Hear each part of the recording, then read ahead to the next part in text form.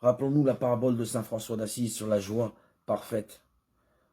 Ce n'est pas dans les richesses infinies qui pleuvent du ciel que l'on mesure la valeur d'un frère, mais dans le fait de marcher avec constance, même quand on n'est pas reconnu, même quand on est maltraité, même quand tout a perdu la saveur des commencements.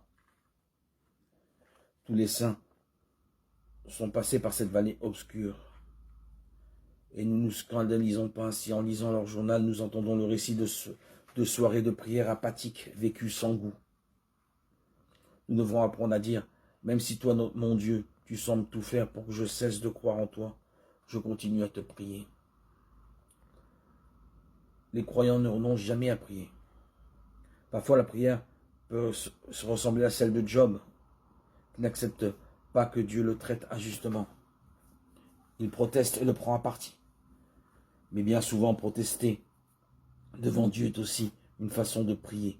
Comme disait cette vieille femme, se mettre en colère contre Dieu est aussi une façon de prier. Souvent, en effet, le fils se met en colère contre son père.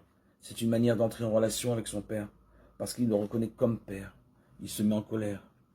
Et même nous, qui sommes beaucoup moins saints et patients que Job, nous savons qu'à la fin, au terme de ce temps de désolation, au cours duquel nous avons élevé au ciel des cris silencieux et de nombreux pourquoi, Dieu nous répondra.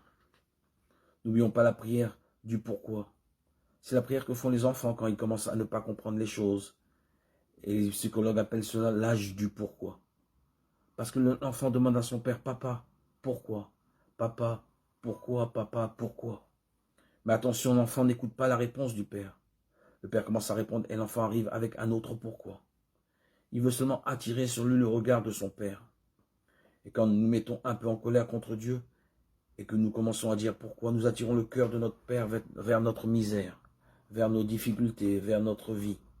Mais oui, ayez le courage de dire à Dieu, mais pourquoi? Parce que parfois se mettre un peu en colère est bon.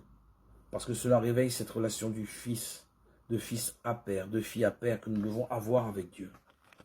Et même nos expressions les plus dures et les plus amères, il les recueillera avec l'amour d'un père et les considérera comme un acte de foi, comme une prière.